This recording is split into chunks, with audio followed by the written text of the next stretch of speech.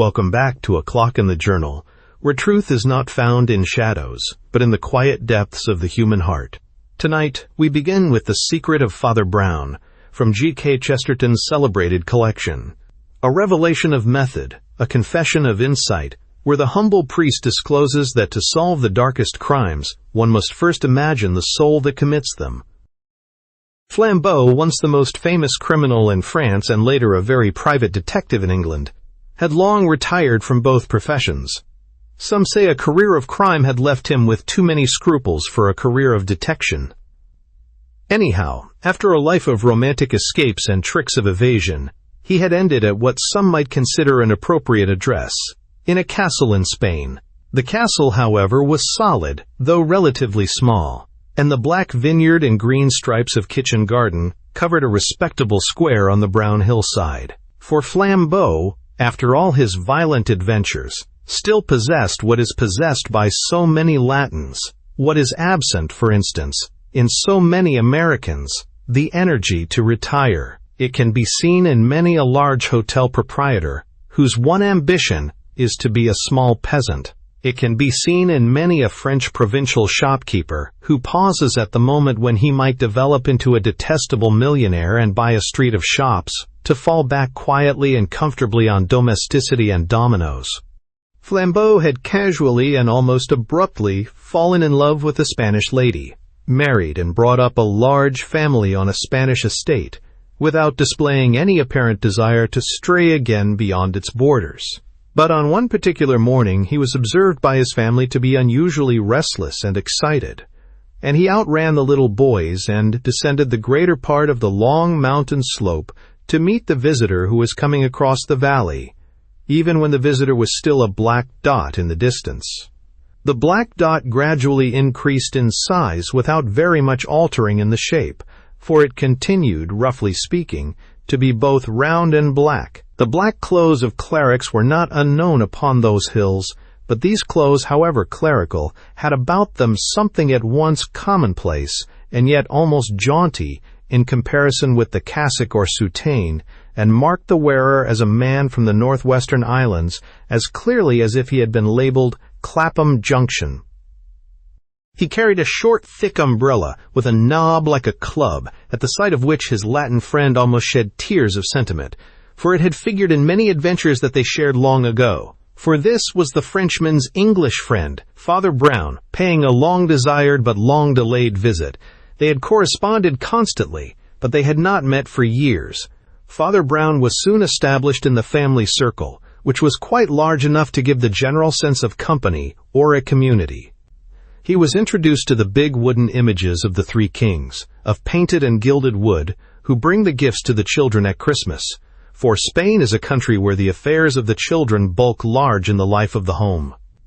He was introduced to the dog and the cat and the livestock on the farm, but he was also, as it happened, introduced to one neighbor who, like himself, had brought into that valley the garb and manners of distant lands.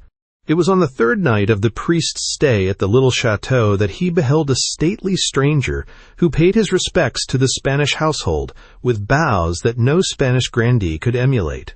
He was a tall, thin, gray-haired, and very handsome gentleman, and his hands, cuffs, and cufflinks had something overpowering in their polish.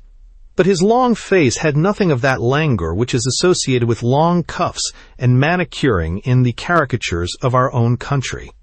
It was rather arrestingly alert and keen, and the eyes had an innocent intensity of inquiry that does not go often with gray hairs. That alone might have marked the man's nationality, as well the nasal note in his refined voice, and his rather too ready assumption of the vast antiquity of all the European things around him. This was, indeed, no less a person than Mr. Grandison Chase of Boston, an American traveler who had halted for a time in his American travels by taking a lease of the adjoining estate, a somewhat similar castle on a somewhat similar hill. He delighted in his old castle, and he regarded his friendly neighbor as a local antiquity of the same type. For Flambeau managed, as we have said, really to look retired in the sense of rooted. He might have grown there with his own vine and fig tree for ages. He had resumed his real family name of Duroc. for the other title of The Torch had only been a title nom de guerre, like that under which such a man will often wage war on society. He was fond of his wife and family. He never went farther afield than was needed for a little shooting, and he seemed, to the American globetrotter, the embodiment of that cult of a sunny respectability and a temperate luxury, which the American was wise enough to see and admire in the Mediterranean peoples. The rolling stone from the west was glad to rest for a moment on this rock in the south that had gathered so very much moss. But Mr. Chase had heard of Father Brown, and his tone faintly changed, as towards a celebrity. The interviewing instinct awoke, tactful but tense. If he did try to draw Father Brown as if he were a tooth, it was done with the most dexterous and painless American dentistry. They were sitting in a sort of partly unroofed outer court of the house, such as often forms the entrance to Spanish houses. It was dusk turning to dark, and as all that mountain air sharpened suddenly after sunset, a small stove stood on the flagstones, glowing with red eyes like a goblin, and painting a red pattern on the pavement. But scarcely a ray of it reached the lower bricks of the great bare brown brick wall that went soaring up above them into the deep blue night. Flambeau's big, broad-shouldered figure and great mustaches, like sabers, could be traced dimly in the twilight, as he moved about, drawing dark wine from a great cask and handing it round. In his shadow the priest looked very shrunken and small, as if huddled over the stove, but the American visitor leaned forward elegantly with his elbow on his knee and his fine-pointed features in the full light. His eyes shone with inquisitive intelligence. "I can assure you, sir," he was saying, "we consider your achievement in the matter of the moonshine murder the most remarkable triumph in the history of detective science." Father Brown murmured something. Some might have imagined that the murmur was a little like a moan. "We are well acquainted," went on the stranger firmly, "with the alleged achievements of Dupin and others, and with those of Lecoq, Sherlock Holmes, Nicholas Carter, and other imaginative incarnations of the craft. But we observe there is, in many ways, a marked difference between your own method of approach and that of these other thinkers, whether fictitious or actual. Some have speculated, sir, as to whether the difference of method may perhaps involve rather the absence of method." Father Brown was silent. Then he started a little, almost as if he had been nodding over the stove, and said, "I beg your pardon. Yes, absence of method. Absence of mind, too, I'm afraid." "I should say of strictly tabulated scientific method," went on the inquirer. "Edgar Poe throws off several little essays in a conversational form, explaining Dupin's method, with its fine links of logic. Dr. Watson had to listen to some pretty exact expositions of Holmes's method with its observation of material details, but nobody seems to have got on to any full account of your method, Father Brown, and I was informed you declined the offer to give a series of lectures in the States on the matter."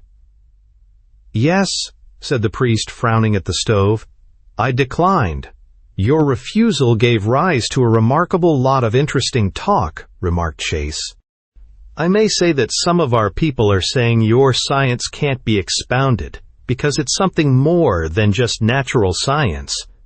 They say your secret's not to be divulged, as being occult in its character." "Being what?" asked Father Brown, rather sharply. "Why, kind of esoteric," replied the other. "I can tell you, people got considerably worked up about Gallup's murder, and Stein's murder, and then Old Man Merton's murder, and now Judge Gwynn's murder, and a double murder by Dalman, who was well known in the States. And there were you, on the spot every time, slap in the middle of it, telling everybody how it was done, and never telling anybody how you knew. So some people got to think you knew without looking, so to speak. And Carlotta Brownson gave a lecture on thought forms with illustrations from these cases of yours. The Second Sight Sisterhood of Indianapolis." Father Brown was still staring at the stove. Then he said quite loud, yet as if hardly aware that anyone heard him, "Oh, I say, this will never do. "I don't exactly know how it's to be helped," said Mr. Chase humorously. "The Second Sight Sisterhood want a lot of holding down. The only way I can think of stopping it is for you to tell us the secret after all." Father Brown groaned. He put his head on his hands and remained a moment, as if full of a silent convulsion of thought. Then he lifted his head and said in a dull voice, "Very well, I must tell the secret." His eyes rolled darkly over the whole darkling scene, from the red eyes of the little stove to the stark expanse of the ancient wall, over which were standing out, more and more brightly, the strong stars of the south. "The secret is," he said, and then stopped as if unable to go on. Then he began again and said, "You see, it was I who killed all those people." "What?" repeated the other, in a small voice out of a vast silence. "You see, I had murdered them all myself," explained Father Brown patiently. "So of course I knew how it was done." Grandison Chase had risen to his great height, like a man lifted to the ceiling by a sort of slow explosion. Staring down at the other, he repeated his incredulous question. "I had planned out each of the crimes very carefully," went on Father Brown. "I had thought out exactly how a thing like that could be done, and in what style or state of mind a man could really do it. And when I was quite sure that I felt exactly like the murderer myself, of course I knew who he was." Chase gradually released a sort of broken sigh. "You frightened me all right," he said. "For the minute I really did think you meant you were the murderer. Just for the minute, I kind of saw it splashed over all the papers in the States. Saintly sleuth exposed as killer. 100 crimes of Father Brown. Why, of course, if it's just a figure of speech and means you tried to reconstruct the psychology." Father Brown rapped sharply on the stove with the short pipe he was about to fill. One or his very rare spasms of annoyance contracted his face. "No, no, no," he said almost angrily. "I don't mean just a figure of speech. This is what comes of trying to talk about deep things. What's the good of words? If you try to talk about a truth that's merely moral, people always think it's merely metaphorical. A real live man with 2 legs once said to me, 'I only believe in the Holy Ghost in a spiritual sense.' 'Naturally,' I said. 'In what other sense could you believe it?' And then he thought I meant he needn't believe in anything except evolution, or ethical fellowship, or some bilge. I mean that I really did see myself, and my real self, committing the murders. I didn't actually kill the men by material means, but that's not the point. Any brick or bit of machinery might have killed them by material means. I mean that I thought and thought about how a man might come to be like that, until I realized that I really was like that, in everything except actual final consent to the action. It was once suggested to me by a friend of mine as a sort of religious exercise. I believe he got it from Pope Leo XIII, who was always rather a hero of mine." "I'm afraid," said the American in tones that were still doubtful and keeping his eye on the priest rather as if he were a wild animal, "that you'd have to explain a lot to me before I knew what you were talking about. The science of detection." Father Brown snapped his fingers with the same animated annoyance. "That's it," he cried. "That's just where we part company. Science is a grand thing when you can get it. In its real sense, one of the grandest words in the world. But what do these men mean, 9 times out often, when they use it nowadays? When they say detection is a science, when they say criminology is a science, they mean getting outside a man and studying him as if he were a gigantic insect, in what they would call a dry, impartial light, in what I should call a dead and dehumanized light. They mean getting a long way off him, as if he were a distant, prehistoric monster, staring at the shape of his criminal skull, as if it were a sort of eerie growth, like the horn on a rhinoceros's nose. When the scientist talks about a type, he never means himself, but always his neighbor, probably his poorer neighbor. I don't deny the dry light may sometimes do good, though in one sense it's the very reverse of science. So far from being knowledge, it's actually suppression of what we know. It's treating a friend as a stranger and pretending that something familiar is really remote and mysterious. It's like saying that a man has a proboscis between the eyes, or that he falls down in a fit of insensibility once every 24 hours. Well, what you call the secret is exactly the opposite. I don't try to get outside the man. I try to get inside the murderer. Indeed, it's much more than that, don't you see? I am inside a man. I am always inside a man, moving his arms and legs. But I wait till I know I am inside a murderer, thinking his thoughts, wrestling with his passions, till I have bent myself into the posture of his hunched and peering hatred, till I see the world with his bloodshot and squinting eyes, looking between the blinkers of his half-witted concentration, looking up the short and sharp perspective of a straight road to a pool of blood, till I am really a murderer. "Oh," said Mr. Chase, regarding him with a long, grim face, and added, "And that is what you call a religious exercise?" "Yes," said Father Brown, "that is what I call a religious exercise."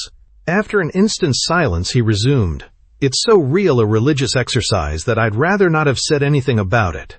But I simply couldn't have you going off and telling all your countrymen that I had a secret magic connected with thought forms, could I?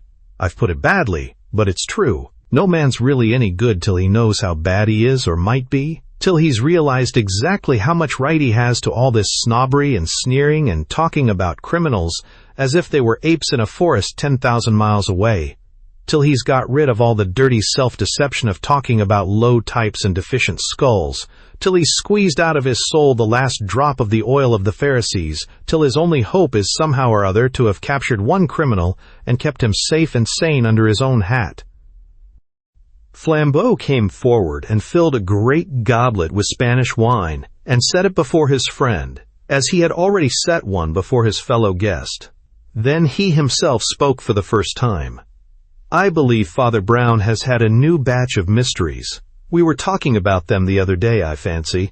He has been dealing with some queer people since we last met." "Yes, I know the stories more or less, but not the application," said Chase, lifting his glass thoughtfully. "Can you give me any examples, I wonder? I mean, did you deal with this last batch in that introspective style?" Father Brown also lifted his glass, and the glow of the fire turned the red wine transparent, like the glorious blood-red glass of a martyr's window. The red flame seemed to hold his eyes and absorb his gaze that sank deeper and deeper into it, as if that single cup held a red sea of the blood of all men, and his soul were a diver, ever plunging in dark humility and inverted imagination, lower than its lowest monsters and its most ancient slime. In that cup, as in a red mirror, he saw many things.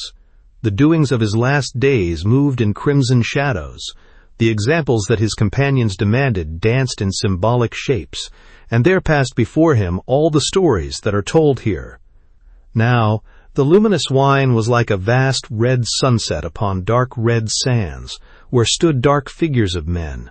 One was fallen, and another running towards him. Then the sunset seemed to break up into patches, red lanterns swinging from garden trees, and a pond gleaming red with reflection. And then all the color seemed to cluster again into a great rose of red crystal, a jewel that irradiated the world like a red sun, save for the shadow of a tall figure with a high headdress as of some prehistoric priest, and then faded again till nothing was left but a flame of wild red beard blowing in the wind upon a wild gray moor. All these things, which may be seen later from other angles and in other moods than his own, rose up in his memory at the challenge and began to form themselves into anecdotes and arguments. "Yes," he said, as he raised the wine cup slowly to his lips, "I can remember pretty well.